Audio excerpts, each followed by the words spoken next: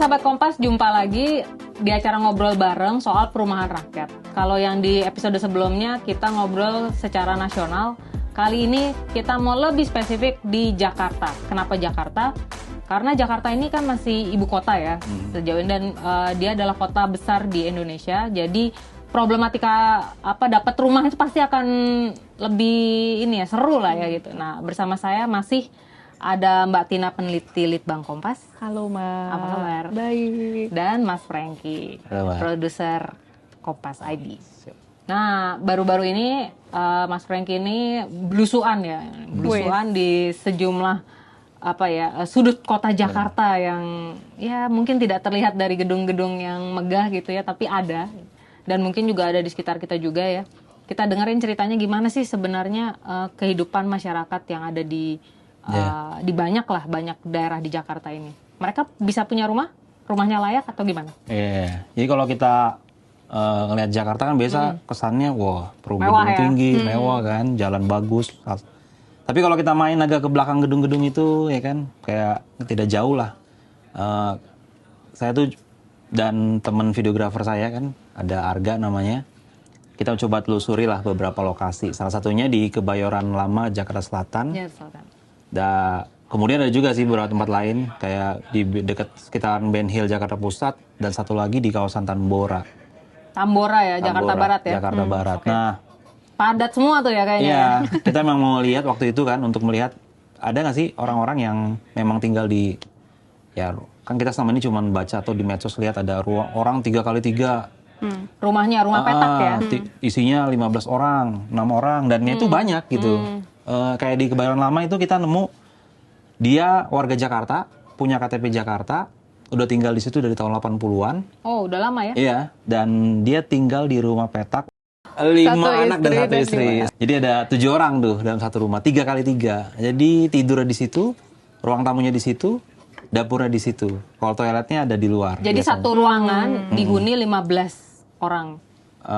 Dari beberapa generasi gitulah ya. Dari orang tuanya, terus anaknya, ada cucunya mungkin ya. Di situ semua biasanya gitu. Atau biasanya kalau udah agak nggak mepet lagi dia akan ngontrak di sebelahnya. Dan itu banyak. Kejadian itu kayak di Ben Hill di pinggiran rel kereta itu juga begitu. Yang lebih parah lagi sih di Tambora ya. Itu lebih padat lagi. Itu ada satu rumah yang itu 3x3, bahkan cahaya matahari aja tuh nggak masuk tuh. Gelap ya, jadi selalu gelap ya dari jadi selalu pagi. Gelap, lampunya nyala terus dia. Wah, boros dong jadinya. Iya, dan itu ada 8 orang lah tinggal. Jadi mereka ya tidurnya di situ semua gitu. Kamar mandinya biasanya di luar. Dan itu biaya sewanya lumayan juga sih, kayak hitungan satu kosan gitu. 800.000 sampai 900.000. Lumayan ya, tinggi ya. Lumayan. Nah, Frank, kalau misalnya temuanmu, kenapa sih sampai satu rumah petak yang ukurannya nggak gede-gede amat, tapi yang huni tuh banyak banget? Kenapa mereka bisa sampai ngumpul di situ semua? Apakah misalnya anaknya itu nggak bisa beli rumah atau apa alasannya? Gitu? Kalau kebanyakan di situ memang kalau kita lihat dari profil pendidikannya itu rata-rata tamatan SD atau bahkan nggak sekolah sama sekali. Dan biasanya kalau bukan warga asli dia perantauan yang memang datang ke Jakarta untuk kerja. Karena kita tahu kan Jakarta kan pasti banyak orang datang setiap tahun ya. Mereka memang kerjanya informal, bahkan kebanyakan tuh serabutan. Jadi apa yang ada ya dikerjain. Ada yang kerjanya mengutin sampah di lingkungan itu, ada yang juga yang jadi pemulung, ada juga yang memang jadi tukang bangunan. Jadi kerjanya nggak tentu. Mereka tinggalnya di situ, di sekitaran situ. Padahal kalau kita lihat kan mereka sebenarnya punya KTP kan, punya hak untuk tinggal di mungkin tempat yang lebih layak lah. Tapi ya faktanya memang masih banyak yang tinggal di tempat itu. Dan menariknya, mereka tuh memang betah tinggal di situ. Jadi memang ada beberapa kali tawaran dari pemerintah, misalnya untuk tinggal di rusun. Mereka nggak mau. Jadi memindahkan warga yang biasa di rumah tapak ke rumah susun, rumah vertikal itu juga nggak gampang ya, bukan perkara mudah bener. Ya. Mereka nggak mau, alasannya macam-macam ya, karena nanti saya kerja apa gitu dan lain-lain. Jadi karena kalau rusun itu kan harus bersih, nggak bisa punya barang banyak taruh gitu di luar itu kan juga nggak bisa kan, ada jalur lorong bareng-bareng. Dan ada aturan-aturan kan biasanya. Ada aturan-aturan kan, hidup yang berbeda ya. Iya. Jadi itu jadi nggak gampang ya untuk mindahin itu ya. Padahal sekarang kalau kita lihat ya, kalau kita balik lagi ke ngomongin soal perumahan yang layak dan bisa diakses oleh warga, kalau di Jakarta itu dengan harga tanah yang sudah super mahal, itu kayaknya kalau untuk rumah tapak yang terjangkau itu susah banget ya kita bisa akses iya. terutama untuk MBR atau misalnya pendapatan UMP ya. Solusinya sekarang vertikal ya. Iya. Padahal vertikal itu juga ya tadi ya punya Pro banyak kontra lah, ada pro kontra. persoalan Iya. sosial ya, ada persoalan sosial yang perlu kamu pernah mengunjungi rusun-rusun Iya, juga atau bagaimana sih yang sudah dibangun pemerintah ya dari zamannya Pak Anies waktu gubernur tuh kan juga Iya. ada ya. Nah, setelah dari situ kita coba lihat dong, rusun itu gimana sih kan? Memang nggak layaknya begitu kah? Nah, begitu kita salah itu ke rusun Rawabuaya. Rawabuaya Ini ya. tergolong masih baru lah ya, dia belum lama diresmikan di tahun 2019 kalau saya nggak salah. Kita masuk, di situ ada 2 tipe, 30 dan 36. Ya, rumah yang bagus sih isinya. Isinya tuh 2 kamar, udah ada ruang tamu dan Mungkin ukurannya lebih besar dari yang rumah tadi, jauh lebih besar ya. Dan dia kan bayarnya juga hampir murah lah ya. Kalau itu dibilang sewa Kalau dibandingkan dan ya listrik sewa, gitu ya. dia sistemnya sewa kalau Sewa untuk yang ya? Rawabuaya. Jadi dia pendapatannya sesuai pendapatan jadi. Jadi kalau misalnya gaji kita sudah di batas atas, nanti dia bayarnya kalau nggak salah sekitar 1,5 juta maksimal. Oke. Batas Kalau- atasnya berapa? Batas atasnya sekitar 7,4 juta. 7,4 juta. Oke. Dan batas bawahnya nggak ada. Nah, kalau misalnya kita mungkin gajinya rendah atau mungkin punya pekerjaan informal, dia akan dikasih yang paling murah. Tapi dengan fasilitas yang sama. Fasilitas sama, di harga 800.000. Jadi ada skema subsidi dari pemerintahnya. Subsidi ya. Mungkin subsidi silang juga ya. Iya. Dan di situ kelebihannya juga banyak sebenarnya. Dia berhak dapat kartu Transjakarta gratis, 1 kartu. Bisa dipakai kemana aja, itu dikasih dari Bank DKI. Terus kemudian dia juga berhak untuk dapat sembako murah setiap bulan. Oh, jadi ada fasilitas Iya. penarik ya, daya tarik Jadi gitu lah. jadi menarik sebenarnya. Cuma memang mungkin ya mindset orang dengan rumah vertikal dan lain-lain. Yang tadi itu ya. Kalau kesan saya sih ya melihat itu oke sih. Oke. Persoalannya ya itu mungkin ada juga yang tidak bisa bayar sewa dan lain-lain. Oke, jadi ada masalah keuangan, ada juga masalah sosial ya, Sosial, karena ya. kebiasaan orang ini. Nah, sekarang saya mau ke Mbak Tina nih. Mbak Tina, kalau misalnya tadi kan kita ngelihat gambaran pendapatan nasional ya. Kalau gambaran pendapatan di Jakarta itu seperti apa sih? Artinya kemampuan orang di batas UMP untuk mencicil tuh berapa? UMP kita sekarang 5,3 ya? Iya, 5,3 5,3 kalau di 5,3 Jakarta. juta. Itu kan kalau sebenarnya ngomongin UMP di Jakarta itu paling tinggi ya secara Nasional nasional. ya. Bahkan kalau UMP itu kan yang idealnya, tetapi kalau kita mau lihat realnya itu kan rata-rata upah di Jakarta tuh berapa sih? Sebenarnya sama di angka sekitar 5,8 juta kalau dari catatan. Jadi di atas ya, BPS, sudah di atasnya, atas. sudah di atasnya UMP. Sebenarnya itu tinggi, tetapi lagi-lagi kalau misalnya kita kaitkan dengan kebutuhan pengeluaran di Jakarta, kalau secara nasional pun harganya sudah tinggi, apalagi yang di Jakarta. Tadi Mbak Rita sudah singgung, harga tanahnya aja udah mahal begitu. Selain itu, kebutuhan di Jakarta itu kan juga lebih tinggi dibandingkan dengan yang lain, kebutuhan sosial dan segala macamnya. begitu. Sarapan aja mungkin 5.000 nggak bisa ya. Nggak di sini. bisa. Kalau di daerah Kalau bisa. mungkin di kota-kota lain masih bisa gitu ya, Iya. tapi di Jakarta itu kan segala sesuatunya juga lebih mahal. Jadi pun dengan tingkat pendapatan yang lebih tinggi itu masih jauh juga untuk bisa dapat ke Orang harus sana. struggling ya untuk Iya, harus bisa hidup struggling dengan- bulanan itu ya. Betul, untuk bulanannya. Tadi kalau misalnya dengan upah 5,8 juta rata-rata. Tapi kan tentu ada yang di atasnya, ada yang di bawahnya gitu. Kita pakai rata-rata aja. Misalnya sekarang harga rumah di Jakarta berapa sih? Kalau misalnya kita Nggak ambil usah Jakarta deh ya, kalau rumah tapak ya. ya rumah tapak di sekitaran di pinggiran Jakarta aja udah 200 juta ke Bogor, atas Depok, kan. Itu udah Bekasi jauh lah ya. Betul, itu udah 200 jutaan dengan kalau misalnya ambil yang 10 tahun gitu. Paling enggak kan udah 2 jutaan juga kan Cicilannya ya. cicilannya. Tapi juga udah susah dapat segitu kayaknya. Nah, itu Di mana? makanya. Jadi Bekasi, Bogor, Depok mana tuh? Mungkin udah Mungkin ujung yang udah banget. jauh lagi dari paling stasiun ujung. kereta atau 300 dari atau normal di 400 sebenarnya. Iya. Kan, apalagi dengan makin tinggi harganya itu kan cicilannya makin mahal. Iya. 2 juta satu bulan itu kan wow. Dan yang mungkin yang perlu menjadi catatan kita, rata-rata upah itu idealnya itu kan kita berpikir itu rata-rata upah untuk kebutuhan sendiri. Iya. Problemnya kadang kita itu upah untuk kebutuhan satu keluarga. Misalnya tadi Mas Franky cerita satu rumah petak itu Anaknya 5. satu istri dan 5 anak. Misalnya yang kerja bapaknya aja dengan ya kita ambil Untuk batas 7 5, orang ya? Untuk 7 orang itu kan dalam satu bulan 5,8 harus dibagi 7 Iya, orang itu dan- untuk makan dan Wow. segala macam. Dan yang di situ kan dia pekerja informal. Jadi penghasilannya itu ya paling cuma 1 Nggak jutaan. tentu ya. Tuh Karena misalnya informal ya. Dan iya. 800 ribunya udah buat bayar Sewa. Itu pun sewa. Kalau misalnya mau KPR kan lebih mahal dari itu kan. Karena kalau misalnya dari financial planner itu kan bilangnya 30 ya, maksimal 30% dari upah. Kalau misalnya dari pendapatan misalnya 5,8 katakanlah 600.000 sekian.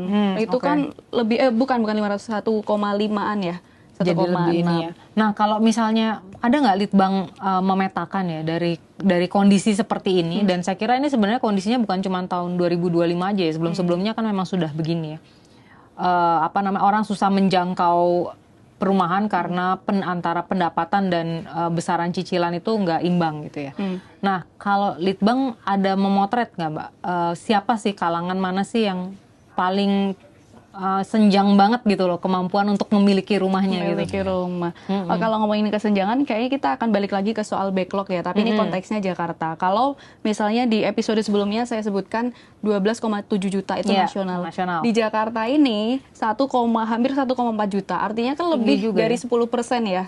10% dari backlog yang nasional ya, karena memang kita tahu orang di Jakarta itu kan banyak pendatang, sehingga memang datang pun dia udah nggak punya rumah, jadi kebutuhan udah kehitung backlog, jadi tinggi banget. Yang menarik Mbak, kalau misalnya kita bedah nih data per generasi, usia ya nih, para kaum Gen Z, jangan-jangan kita masuk nih. Gen Z dan milenial itu cukup banyak. Kalau dari data yang saya kumpulkan itu Gen Z sendiri ya, Gen Z dan milenial itu sekitar 40%. Jadi angka backlog di Jakarta itu 40%-nya itu dari Gen Z dan milenial. 40% dari 1 juta. Iya, 40% dari 1,4 juta tadi. 1,4 juta, oke. Iya, jadi kan yang cukup dominan juga ya ini para Gen Z dan milenial. Padahal kan kalau kita lihat ya, Gen Z dan milenial tuh pada kondisi sekarang mereka adalah tulang punggung ya. Betul, tulang punggung, ibaratnya nih merantau ke Jakarta, belum punya rumah, akhirnya harus kos atau segala macam. Pasti punya rumah suatu keinginan tersendiri kan. Betul. Tapi di rumah ada yang misalnya adik sekolah atau orang tua apa segala macam, generasi sandwich. Tambahin generasi sandwich. Nah, itu jadi makin ketumpuk tuh. Nah, Gen Z yang sekarang juga kan apalagi sebenarnya kompleks banget ya kalau ngomongin generasi yang sekarang itu mendapatkan pekerjaan juga tidak mudah. Pendapatan dari pekerjaan sekarang pun juga lebih banyak informal kan, yang tadi tidak tentu. Sementara kadang untuk mau punya rumah KPR itu kan syaratnya harus slip gaji. Ya. Jadi cukup rumit. Ini kalau kita ngomong KPR yang reguler ya, bukan yang program pemerintah. Betul. Jadi artinya kalau misalnya dibiarkan begitu saja, warga ini memang banyak yang susah untuk mengakses kredit kepemilikan rumah, karena kalau kita ngomongin bayar tunai kan kayaknya agak susah banget ya. Tertentu saja lah ya. Hanya sultan aja ya kan. Nah, kalau pengen ngelihat gimana nih, menelusuri juga nggak bagaimana rumah-rumah MBR ini untuk MBR ini bisa diakses nggak sih sama mereka yang memang jadi targetnya gitu loh kan, karena kita pengen rumah yang sudah disediakan pemerintah ini ya memang dipakai untuk mereka yang ditargetkan dapat rumah itu kan. Gimana sih temuan di lapangan? Ya, kalau untuk kebutuhan rumah untuk yang MBR tadi, untuk di Jakarta sih, untuk MBR ya, itu nggak ada. Maksudnya yang untuk yang masih di wilayah Jakarta dan lokasinya di Jakarta banget itu nggak ada. Tapi kalau untuk daerah-daerah tadi, saya nemu sih satu di Cikarang. Itu jaraknya sekitar 50 kilo lah ya. Kalau kita tarik garis di tengah-tengah ya, ke Menara Kompas tuh saya coba Google Map, 50 km jaraknya.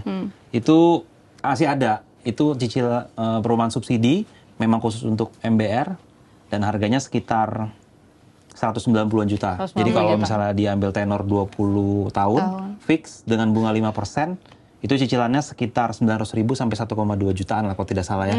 Tergantung jenis rumahnya, ukuran, tipenya, lokasinya. Masih ada itu tapi itu Cikarang 50 km, jadi kebayang kan kita harus berjuang sampai ke sini. Cicilannya dapat tapi ongkos transportasinya mahal.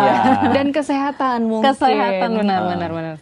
Nah, tapi sebenarnya Pemprov Jakarta itu punya program khusus untuk anak muda lah ya, atau kelas menengah lah ya. Dengan maksimal gaji itu 14,8 juta. Oh, ada ya? Ada. Ini tuh sebenarnya program dulu namanya mungkin waktu zaman Pak Anies Baswedan program DP 0%. Waktu gubernur ya? Ya, sekarang itu masih dilanjutkan di PJ Gubernur yang sekarang, dan namanya ganti jadi hunian terjangkau milik. Lokasinya baru 2 lokasi, dua-duanya di Jakarta Timur. Yang pertama itu Rusun Nami Pondok Kelapa. Mi itu milik ya berarti. Terus, rumah susun milik ya. Jadi memang dijual dia, bukan disewakan. Yang kedua ada di Cilangkap, namanya Nuansa Cilangkap. Jadi dia ada 2. Itu milik juga? Iya, milik rusunami. Baru 2. Nah, totalnya itu kalau yang di Cilangkap itu ada sekitar 800-an unit, yang di Pondok Kelapa 700-an unit. Yang sudah ready ya? Yang sudah ready. Bisa dibeli. Ini subsidi dua-duanya. Oke. Jadi penghasilannya agak dinaikin dari MBR supaya memang bisa menjangkau Cicilannya. teman-teman ya kelas menengah. Dia flatnya itu untuk ukuran paling kecil Studio ya? studio 24 meter persegi. Kalau dia bayar 20 tahun, dia tuh sekitar 1,5 juta. 1,5 juta sebulan selama 20 tahun ya? Selama 20 tahun. Dan memang syaratnya cukup ketat. Dia nggak boleh, dia harus KTP Jakarta, slip gaji tadi itu udah pasti, terus kemudian... Berarti pekerjaan formal nggak bisa ya? Tukang bakso Nggak atau bisa. pedagang? Harusnya sih nggak bisa ya, karena dia ada itu. Dan kalau dari pengakuan pengelola dan juga dinas, saya juga sempat wawancara dinas permukimannya, minatnya banyak yang Nanya pengen, gitu, banyak Bang. yang nanya dan pengen, dan sudah mendaftar. Karena dia daftarnya nggak bisa kita datang langsung ke sales marketing gitu, nggak bisa. oke. Ada aplikasi namanya Sirukim. Jadi Sirukim, mungkin bisa dicek sendiri ya kan. Jadi kalau mau beli rumah itu bisa masukin aplikasi dulu. Nah di situ langsung kelihatan nanti kita tuh eligible atau pantas nggak, terus kriterianya. Dan ternyata temuan mereka banyak yang tidak lolos. Udah kena cegat di situ ya? Di persoalan perbankan. Oh gitu. Salah satunya Kenapa tuh? banyak yang diduga kalau dia tidak mau ekspos, tapi dia kebanyakan sih karena pinjaman online. Oh, Karena kan pinjaman BI online, terjerat iya, ya? jadi Terjerat. dia sudah dicoret. Udah di blacklist. Bener. Oh, ya jadi susah juga ya. agak sulit. Dan PR-nya dia cuma buat warga Jakarta. Masalahnya kan di Jakarta kan karena banyak di Jakarta. Pendatang ya. Iya, kayak saya kan. KTP-nya malah curhat. Jadi kalau di Jakarta emang yang paling memungkinkan itu memang rumah vertikal ya, alias rusun ya. Kalau tapak itu kayaknya untuk MBR dengan cicilan 1,5 juta sebulan tuh kayaknya udah susah ya. Iya, apalagi tadi kan Mbak Tina bilang ya, UMP kita kan cuma 5 berapa? 5,3. Iya, 5,3 Kalau sih. tadi 1, berapa? 1,5 1,5 gimana? Masih layak lebih nggak? ya. Iya. Ya karena kalau secara syarat kan masih masuk batas ya. Hanya kan harus ada penyesuaian untuk pengeluaran-pengeluaran yang lain. Pos yang Persoalannya lain. bisa nggak nih ngerem? Kalau bisa sih alhamdulillah syukur. Tapi kalau nggak ini kan akan menjadi jebakan-jebakan baru. Nanti malah Misalnya, terjerat pinjol lagi ya. Itu kan yang menjadi soal juga gitu. Oke. Apalagi kalau misalnya kita ngomong tenornya panjang ya, 20 Iya. tahun gitu ya. Artinya Bahkan- kalau kita ambil dari masa pensiun 55 tahun, katakan pensiunnya 55 tahun, 20 tahun sebelumnya kan berarti dia harus 35 tahun. maksimal 35 Paling tahun ya. lambat, Paling sudah lambat harus tuh ambil. udah ACC kredit Iya, ya. Kalau iya. enggak dia harus Ambil tenor. jangka tenornya tuh lebih pendek lagi. Nah, Iya. itu akhirnya menjebak juga ya itu. Iya, itu cicilannya lebih panjang lagi. jebakan tadi kan, karena mau nggak kalau idealnya cepet segera dapat supaya bisa ngambil tenor yang lebih panjang, jadi cicilannya lebih Ringan. Kalau pendapatannya memang sekian. Tapi kalau untuk yang usianya sudah misalnya milenial itu kan kita batasnya 40 juga masih masuk milenial Iya, kan. makanya. Dan secara data ternyata masih banyak yang belum punya. 40 tahun kan mau nggak mau ngambil yang mungkin 10 sampai 15 tahun. Maksimalnya. 15 tahun udah maksimal itu ya. Itu udah maksimal banget. Dari bank juga belum tentu approve. Artinya udah harus ngambil yang tenornya lebih Iya. pendek sehingga cicilannya harus lebih besar. Pendapatannya bisa nggak nih? Ini memang hal yang Iya. cukup complicated ya soal rumah ini. Dan menariknya kemarin itu Mbak, saya juga sempat wawancara kan ke beberapa anak muda lah, Gen Z dan juga milenial. Memang kita tanyain lah, bagaimana sih pendapatnya, apakah mungkin nggak sih punya rumah di Jakarta? Dan mereka banyak yang memilih untuk ya mendingan nggak punya rumah gitu. Karena ya itu pertama harga mahal, kalaupun ada lokasinya jauh-jauh gitu. Jadi mereka lebih memilih ya mungkin tinggal dengan orang tuanya kah, atau mungkin ya yang dari Kos luar ya. kota ngekos. Karena menurut mereka nggak masuk akal gitu. Dan ini mungkin problem harusnya ya kalau ada begini kan. Iya. Atau mungkin sebagian orang juga sudah nyaman dengan memilih iya, kos yang baik aja, yang harga kos 1 juta tapi di tengah Jakarta. Memang dia tidak memiliki. Dan tidak ribet harus ngurus air sendiri, apa segala macam sendiri. Ibaratnya kalau ngekos kan, Pak ini mati nih air misalnya. Tinggal lapor ya, Iya, tinggal lapor betul. udah ini. Bet. Betul. Kalau rumah kan ini, ya memang Menjadi itu tanggung jawab pribadi juga. banyak pertimbangan ya, banyak pertimbangan untuk menentukan perumahan dan ternyata nggak cuma lokasinya aja yang cocok gitu ya, tetapi juga soal harga dan bagaimana kita maintain keuangan kita sampai cicilan itu lunas, terus kita bisa menempati rumah itu dengan baik kayak gitu ya. Belum masalah sosial tadi kalau misalnya kita memilih hunian vertikal ya. Menambahkan sedikit tadi yang Mas Franky bilang, mungkin yang bisa terjangkau adalah pinggiran-pinggiran Jakarta atau jauh dari Jakarta Iya, gitu. Cikarang itu. Persoalannya adalah dia mau nggak mau kalau ya kan pilihannya pakai kendaraan pribadi atau kendaraan transportasi umum. Kendaraan pribadi pasti harus punya, tapi dia juga harus mengorbankan kesehatan.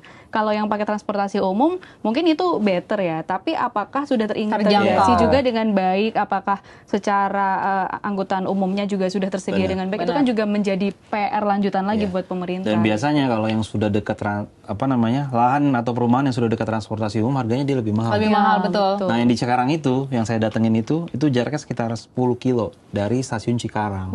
Stasiun KRL ya. Iya, stasiun KRL. Jadi kalau kita simulasikan, kita kemarin simulasi coba jalan dari perumahan itu ke stasiun Cikarang ya sekitar 30 menit. Waktu itu dengan siang, kendaraan ya, siang itu, mobil, jam 12 siang, jadi nggak ada orang. Tapi kalau pagi kita nggak tahu situasinya gimana. Iya, ketika orang semua berangkat kerja, ngantar sekolah anak. Ada effort lah, walaupun. Nah mungkin ini PR-nya juga sih ya.